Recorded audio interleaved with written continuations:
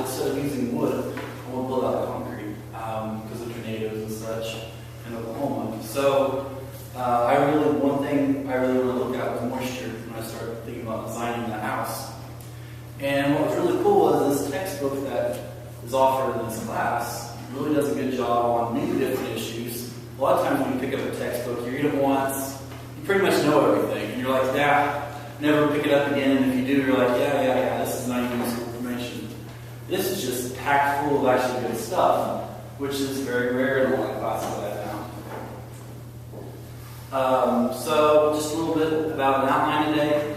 We're going to talk about problems with moisture, basic ways moisture comes into a structure, and then pre and post construction, preventative stuff you can do. So you can obviously see that this is a window, and on the top of the window there's a lot of water coming in where the wood's at. Obviously that is not good, right? Never shake your head, yeah, that's a bad thing. And then here, this is actually, I think, in a basement, and you can also see that there's a lot of mildew and mold and stuff right here, and this is not good either. This is real bad. And then, if you look real close here, you can see it looks like it just got done raining. And you can see, if you look at my cursor moving, that on the edges, it's still wet. But in the middle of the brick, it's not wet. So, obviously something like that, you might say, maybe we have a moisture issue. And so, there's 4 really basic reasons for moisture. You can break these down in many different ways, but these is the basics. So, airflow, so condensation, is a big deal, huge deal. Water penetration is also a big deal. And then you just have poor workmanship. And then also post-construction stresses are a big deal. And so just to keep in mind, I know I'm a materials guy, but just to keep in mind and in your back of your head how water goes through a material. So you have diffusion.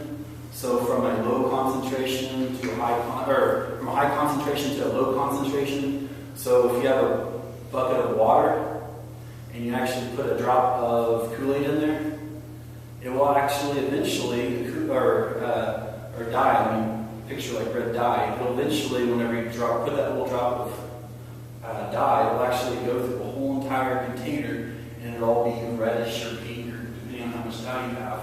So that's kind of diffusion.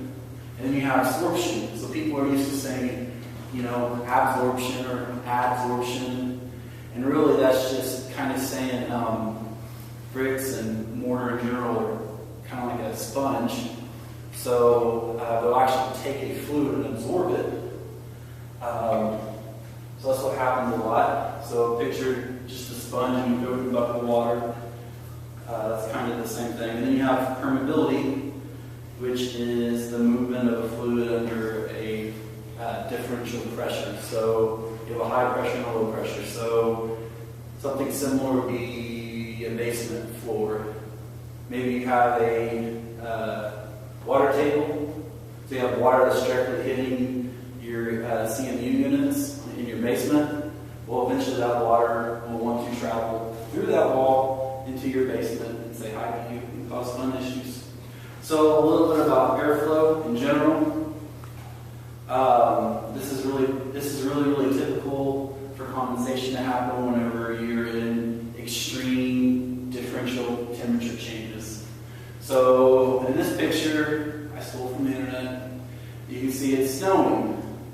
And inside, you're all nice and warm and cozy. Maybe you're celebrating Christmas or whatever holiday you're doing in December. And the snow up here is starting to melt because of, it's all nice and warm in here. And you can see that there's water starting to build up here. And then you can also see that the warm air here wants to come out.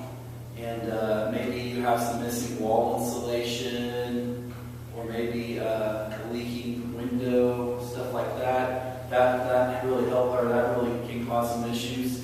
And believe it or not, in our textbook, there's different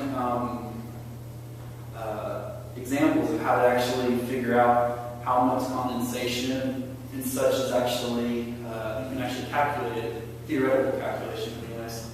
In section 14.5, and it goes for a while. I was very actually impressed. I didn't think you could even really calculate stuff like that.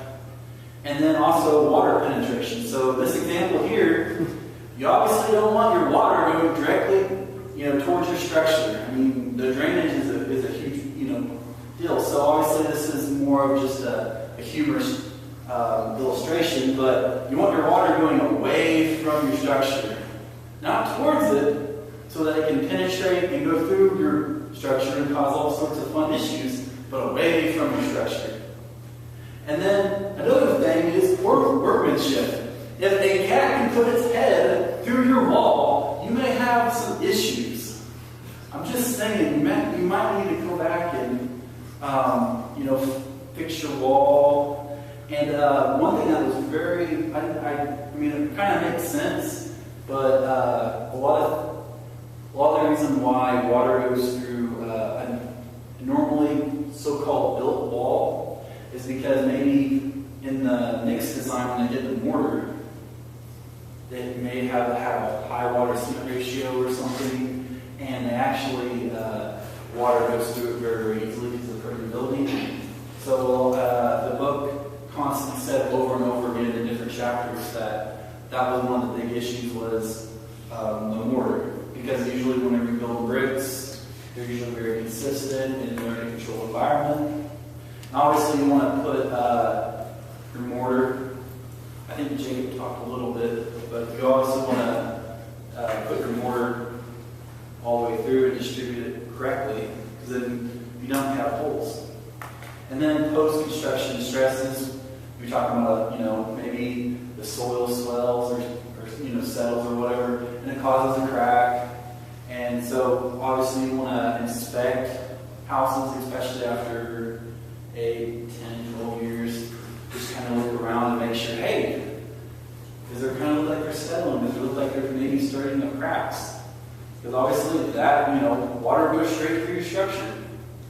And then you can also do many different preventative stuff. So I believe 2 or 3 different people actually talked about flashing and how to put it on joints and different things. And you can actually get membranes to do the same thing. So, whenever the house that you live in, if it's on the ground, you're supposed to put a plastic membrane, so like a plastic piece of biscuit is what usually most people call it. And so that actually tries to prevent water from going up through your concrete. That's a real basic way. Then you also have sealers, so like a siding application, which those things sometimes people claim they're good for 15 years, but it's just a chemical that repels water. And then obviously you're patching cracks, patching problem issues, and then always inspections are always a big deal whenever you in any structure after a few years, especially. And in this book, it actually goes over different ways to inspect your buildings, and it goes through a pretty good little evaluation of how to do that. And so, just in conclusion, moisture needs to be looked at. When you design a structure, I know you're just like beam, column, slab, wall, put it all together, yeah. But moisture is, it's one of those things you need to look at, just like sound, a lot of, things like that. And so 4 different ways moisture can accumulate in: your airflow, water penetration, your poor workmanship, and then post-construction stresses. So then we talked about different ways to prevent this. Do we got any questions?